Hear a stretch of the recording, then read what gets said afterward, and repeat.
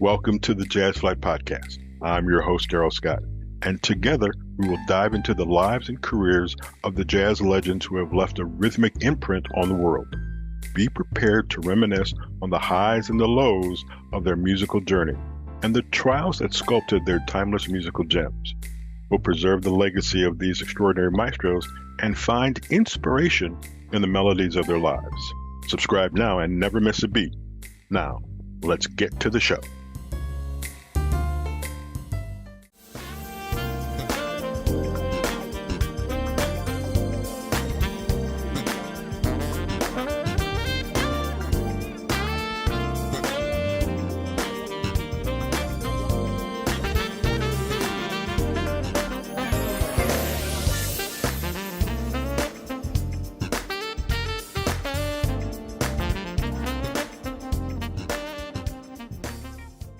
Hi, everybody. It's Darrell Scott. You are listening to the Jazz Flyte Podcast. A lot of times when I do these, there's a lot of conversation before we actually hit record. And Antoine and I have a lot of conversations about childhood, different things like that. So I apologize if it seems as though we're late, but we're really not late. It's just that sometimes you just have to have conversations with people that you can relate to. The first thing I want to say is thank you for your service. Antoine was a military man. I greatly appreciate that and all the service that you've done for us. But ladies and gentlemen, this is Antoine. I'm just going to call you Antoine. There you go. Or I could call you AK, but that has different connotations in our lives. Yeah. Man, how you doing? Hey, I'm doing wonderful. And happy holidays to you, Darrell. Same to you, sir.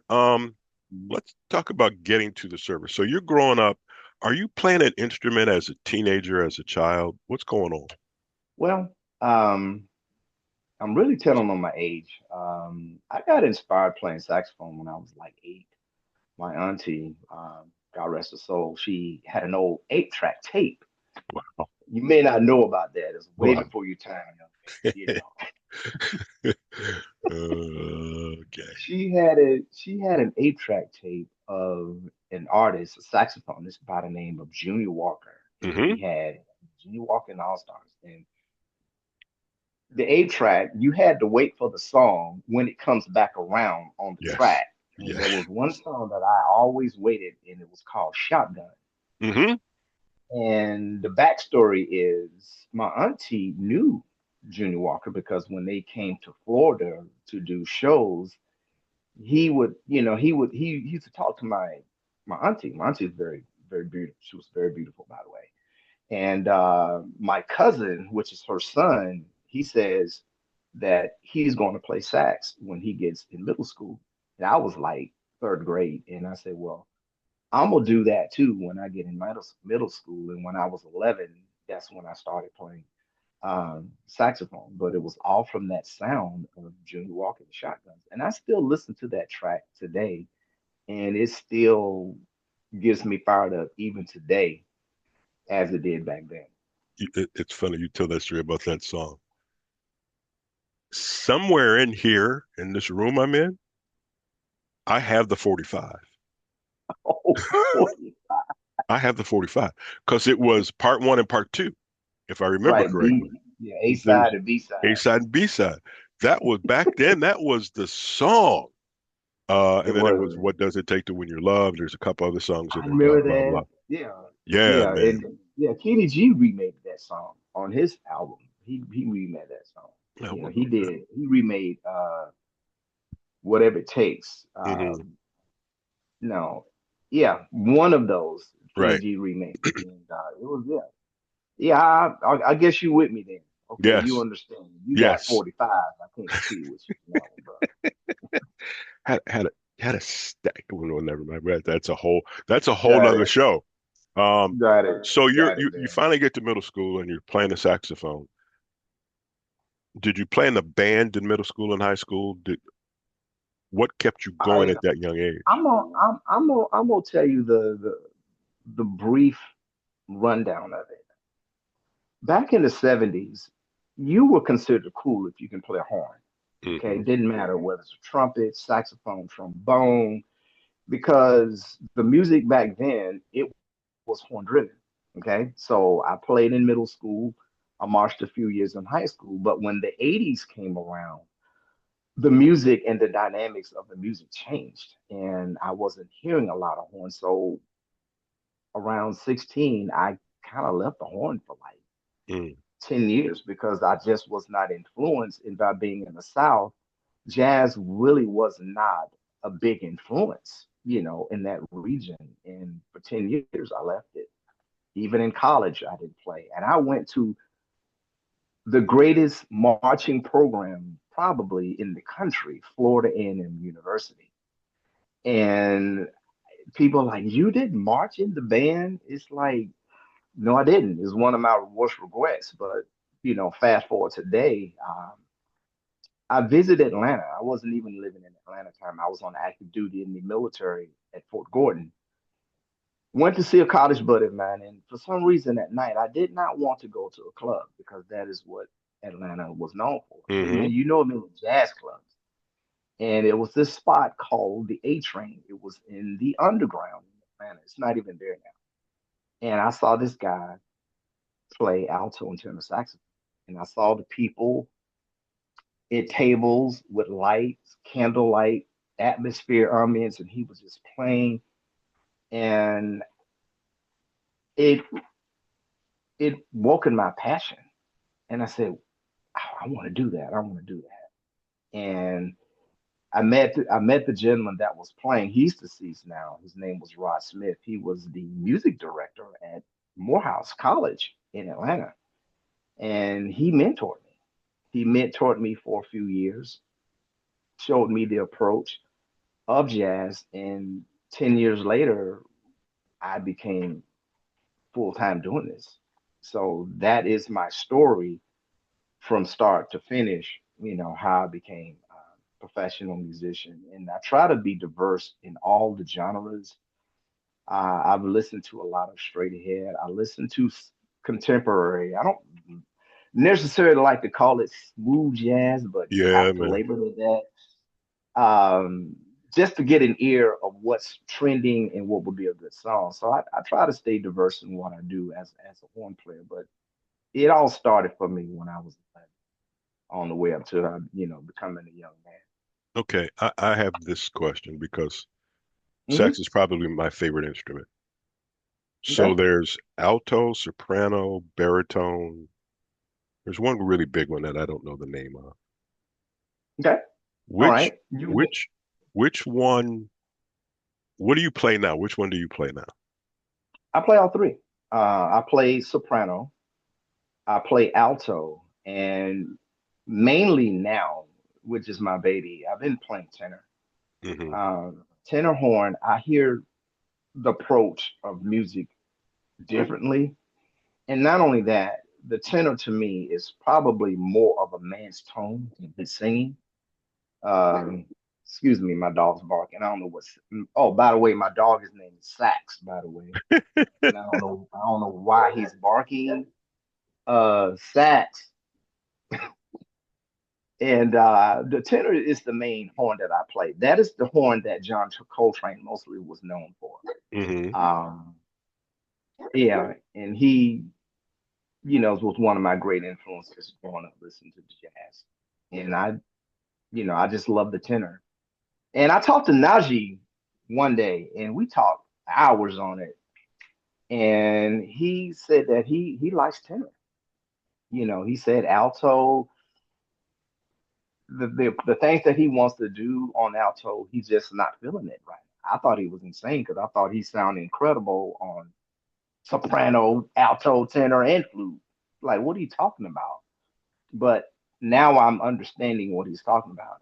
I enjoy playing tenor more than I do the other ones. I enjoy to play others too, but to sum it all up, soprano, alto, and tenor. And then you mentioned baritone, which is very rare, but that's the big one. That's the one that you need to have it harnessed on your back. That's how big that is. I just it didn't really dawn on me until later in my broadcasting career that there were so many, and I can't remember who the first person I saw that played more than one, and I'm wondering why can't you just play one? And then I found out that there are several different iterations. we'll call it. Well, let me interject on you that there are some songs that have different tonalities Hmm. where when I play, a soprano voice may be more appropriate. Or there's some songs where alto is tailor made. There's some where, tenor would be the perfect fit. So for me, I like to have that versatility of various horns based on the song. And that's why I would just never be a straight tenor player or an alto player or soprano player. I like variety because it has different voices So when you do that. when you travel, are you carrying two horns? Are you do they go I'm back in carrying it? at least, no, I carry at least two horns. I have to. I carry at least two horns. And now I'm doing something that some saxophone players do. I have an electronic horn, which theoretically is called an EWI. Yeah. EWI is EWI, is a electronic wind instrument. It's just you just blow through certain patches or certain modules, and you can play it or finger it like a saxophone. I can sound like sax. Sometimes when I'm playing, I put it to violin or flute Really? or xylophone.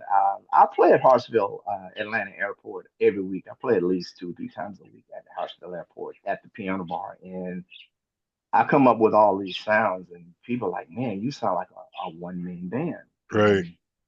And but like I said, I just like the versatility of going from sounds to sounds because when I put in a trumpet patch in a plane, Darrell, I hear differently because I'm thinking of an approach of a trumpet. If I put a violin, I know that what sounds real good if I do staccatos, if I'm chopping the notes, thump, thump, thump, thump, I'm thinking like a violin. It helps with my improvisations when I'm hearing all these sounds. But Trumpet, same thing, staccato. I love to do the mute because I'm gonna tell you real quick, I love Miles Davis and I mhm. love when he's on mute trumpet. It is the most coolest sound, I ever like hearing on the trumpet. Someone is playing the mute.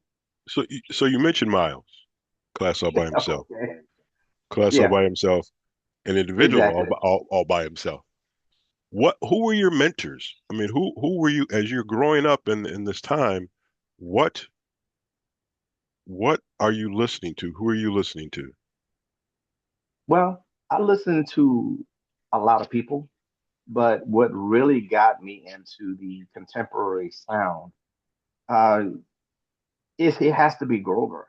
I mean, Grover he can play something that's so simple, but when you're trying to play it, it doesn't sound like him. You really have to listen. Let me put it this way. Grover taught me it's not the note that you play, it's how you play that note. And there are certain notes, certain phrases that he does. He does it in a particular way to where if I was to hear him playing, I know it's his signature because no one can play it. He just had that kind of feel when it comes to the music. And I learned that a lot of times, a lot of musicians, they focus on playing the note, but it's how you play the note. I guess it's to the point of if you're trying to impress a young lady and you're speaking English, some of it may be boring, but if you put that English in a different accent, let's say a French accent or let's say a Spanish accent, it makes what you're saying a little different. Mhm. It's not the note, it's how you play the notes. And that's something that I'm still learning and I'm still perfecting and I'm still growing even to this day in my Okay. success. Let's take a minute to listen to some work that you've done. Let's listen to Infatuation uh, Okay. on the Jazz Flight Podcast with a very special guest, Antoine Knight.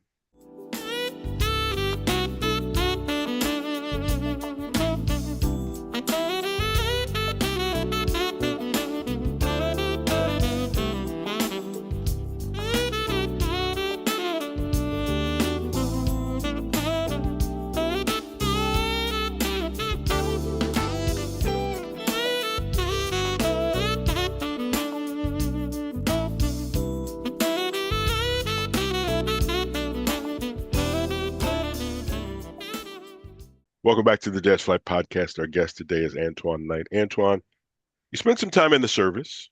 Thank you once Yep. again for your service. How did that benefit your musical career? When I was in the military, I would say the latter part of my military, the last 10 years of my service, the Army was a big supporter of me and my music. They would want to know when is my next show. They would come out and support. If soldiers were getting promoted, they would have me play the national anthem.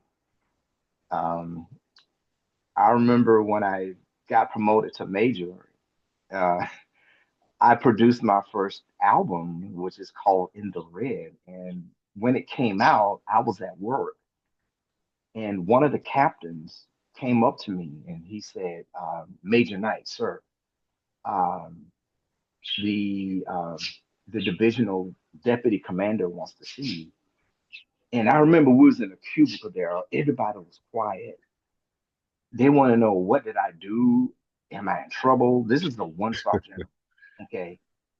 And I went, so okay, Captain Payne, if that's what he wants, I'm on the way. So I went to the deputy commander's office, and he had all these awards and all these accolades. This is the head guy.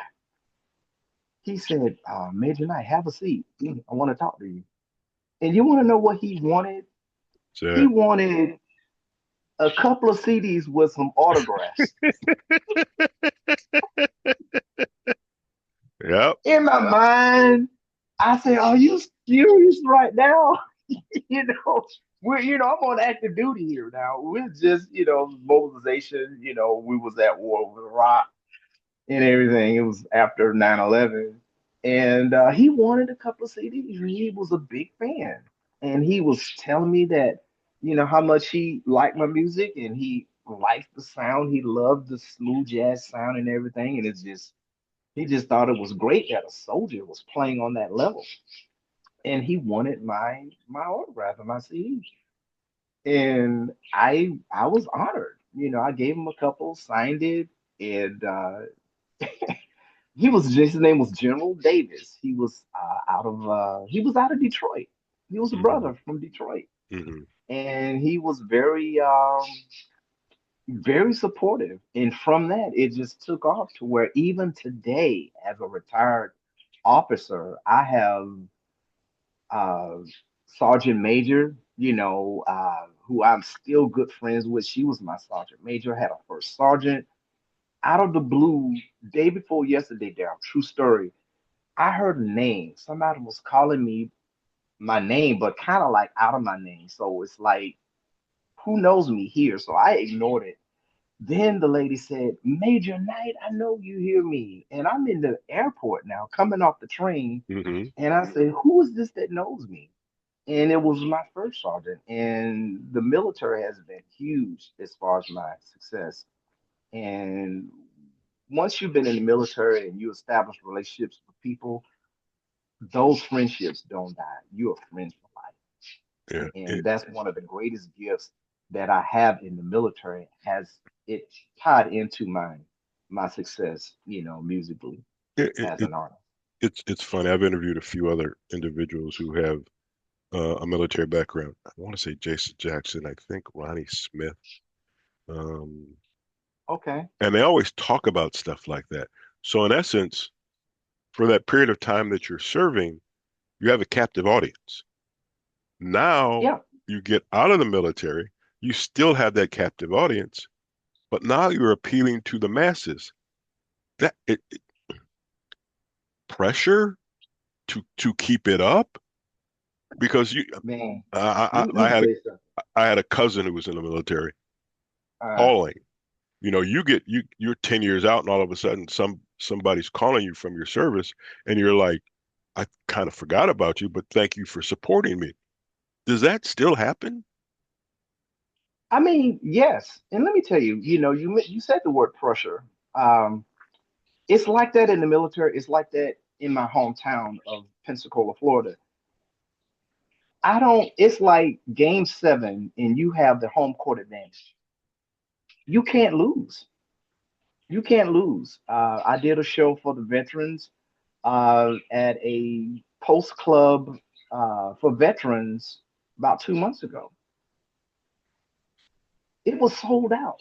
Hmm. I mean, the coordinators like they heard that you were a veteran, you're a major in the army, you toured the world, you have all of these CD releases and everything. They came out and it sold out. And I didn't know these people from Adam, Right. Yeah, but they man. came, and it's like, whoa.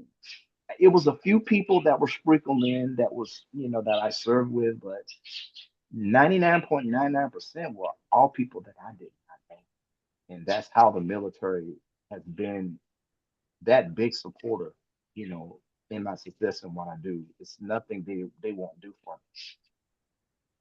What are you doing different now that you weren't doing when you were in the service to get your music out there? What I'm doing now, getting my music out there, is basically it's real. Trying to be more conscious of relationships and getting my music out there. Um, Relationships is just everything. I know I mentioned him before, but Najee kind of gave me some mentorial advice. He said, "What's going to catapult you into the next level as far as your performing, your artistry, and your music is relationships." And man, I can't stress that. I didn't see the importance of the relationships back then Hmm. like I see it now. And I think that is what I'm doing now, trying to establish those relationships with people and, radio promoters, radio producers, uh, music directors, stations, trying to establish those relationships to really get my, music circulating. Okay. Let's listen to some more of your music. And this one you're Okay. playing with, I call her my auntie, Gail Gail Johnson. Johnson. Oh my gosh. I love her. Yes. That's my big sister. I love her to death. Yeah. Matter of fact, I'm gonna try to see her next month. I'm going out to California for a conference, NAM conference, Hmm. and then I'm supposed to be doing something with Aaron Stevens Okay. out there, and I'm gonna try to catch up with I- Gail. But yeah, I If you love the if track. if you remember, tell her Darrell Scott said hi. Even though I'm gonna send out Happy New Year things to everybody that was ever on the show. Okay, So got it, let's listen got it. to Something About You. Something else. Now is that song about you or is it about her? Don't answer that yet. So let's listen to that on the I Jazz I Flight have that answer Podcast. for you.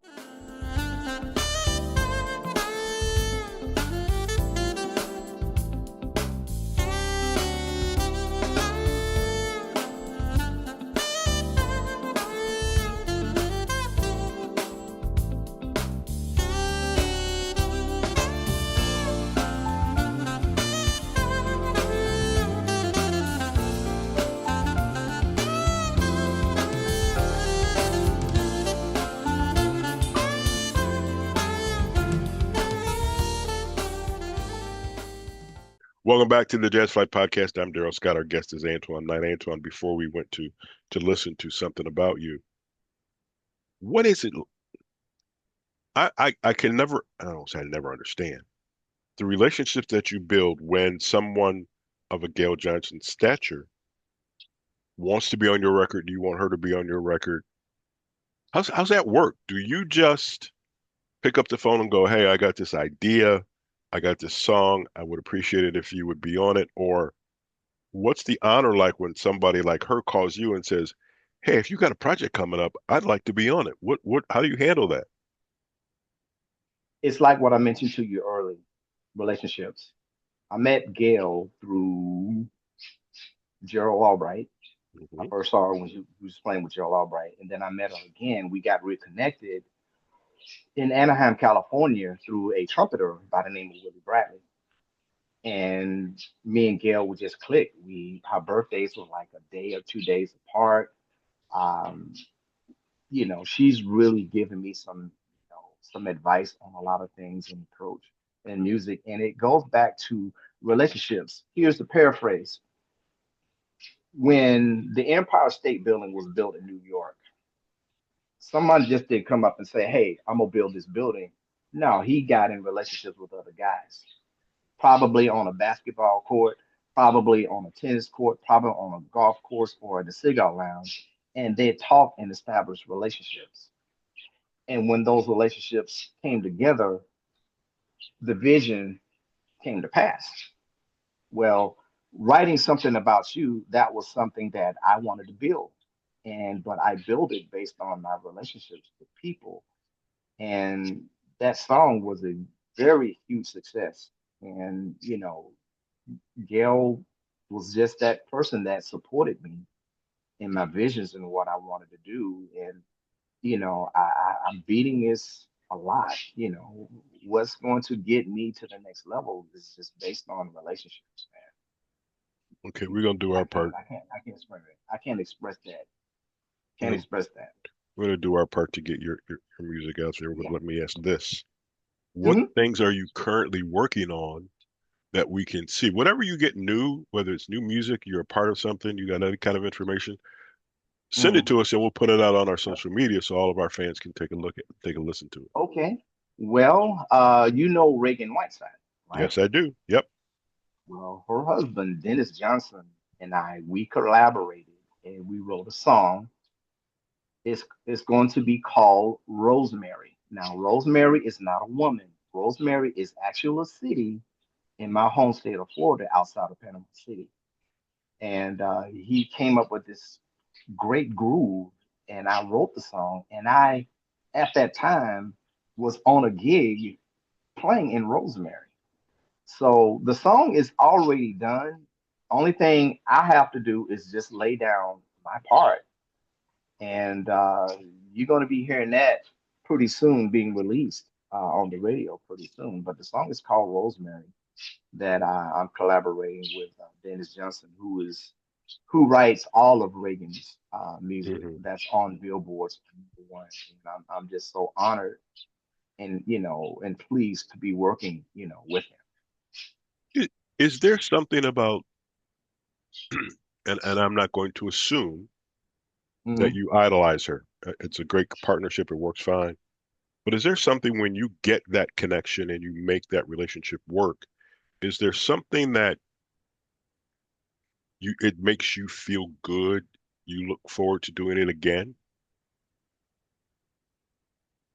Um, Ask that in a different way. I think I understand what you're saying, but So you yeah, get Reagan Whiteside. Reagan does her got part. Gail Johnson does her part. Other people that you've worked with have done their part. Once the yeah. project is finished, what is the joy you get out of the project being finished, the product being good, but the relationship has worked? That's what I mean. That relationship has worked. I The joy that I get out of it is my spirit about that person. I was correct. Okay, Gail, very loving, very genuine person, and when I see uh, the vision of a song come to fruition, I'm very happy and pleased by that, and very honored in a person because I can't amount to Gail's success. JJ Sansaverino, I mean, #1 Billboard recording artist, one of the most recognized that's in the game. He saw the vision in me based on the spirit that he manifests and how he pours into me. And the list goes on and on.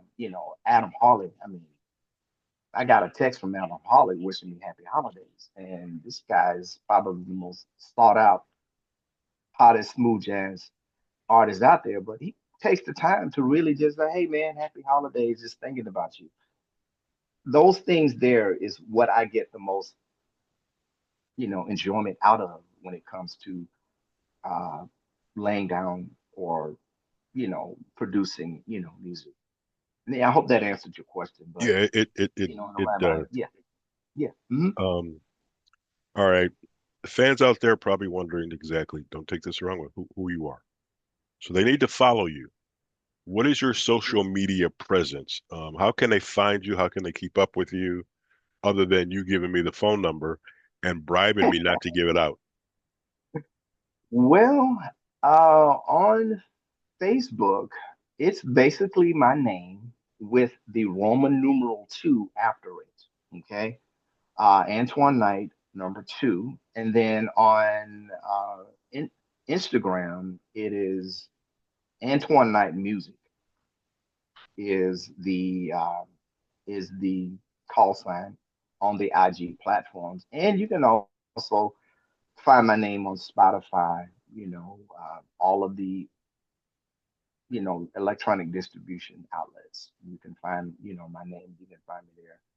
Or you can also go to AntoineKnightMusic.com. That is my website. That is my official website. So it's very easy. It's amazing. Very easy. It's amazing how far we've come from an electronic media standpoint. Yeah. I still remember there'd be a box outside delivered to the radio station or delivered to the house that would have 25 Right. CDs in it, and I get to give them out to whoever, whether it was staff or they're doing giveaways or stuff like that. And now that I No disagree. longer. That doesn't exist anymore, and you Yeah. have to work around different things, and that's the way you get out there, get your media coverage, get your record sold. Well, count on Really, count really, on count on us. really. I had this quick conversation, 2 seconds. I was talking to a friend who was watching the football game. And I was telling them that I don't really print CDs anymore. And it's like, where can you play them? And then she said, well, you can play them in your car. I said, if You your know, car is as a a CD player. 2016 and Yeah, and older, but anything that is a 2017 to today, you're not gonna find a CD player. You don't have them in the lap. They used to be on the laptop on your computers. That's gone. You know, and you're absolutely right. How the digital age has really changed. Oh my God! Look at okay. All right, Darrell. You were probably the last of the Mohicans. Okay, I, and, you are the and last of the Mohicans. and the thing about it is, it affects, and I can't speak for every radio station, but it affects what radio stations do, what podcasters do, how we interface with you. Yeah, And we'll talk about those logistics after this is got over, but trying got to it. get the stuff out there. Antoine, greatly appreciate this. We Hey are man, working on some things to see if we can get you up here, and play in front of my hometown. Um, but in the I meantime, can't we will wait. do whatever we can. I greatly I appreciate can't the wait. time. This has been fun, and again, thank you for your military service, ladies and gentlemen. You have been listening to the Jazz Flight Podcast. I am Darrell Scott. He's Antoine Knight.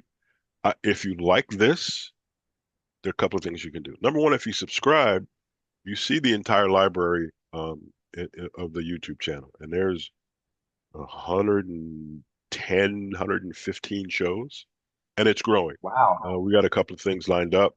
We're going to do some things differently where we can bring you their music. If there's people that you're not sure of, you can probably find them here. If there's people you want me to interview, you can also send me a chat or something. It's jazzflight@gmail.com, and we'll do our best. Again, Antoine, thank you. We shall talk. Ladies and gentlemen, we'll talk to you in a week. Thanks. And Bye. Happy New Year.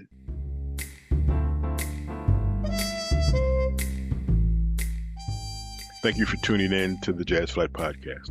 I hope you enjoy these stories and soulful melodies that grew through the doors of time.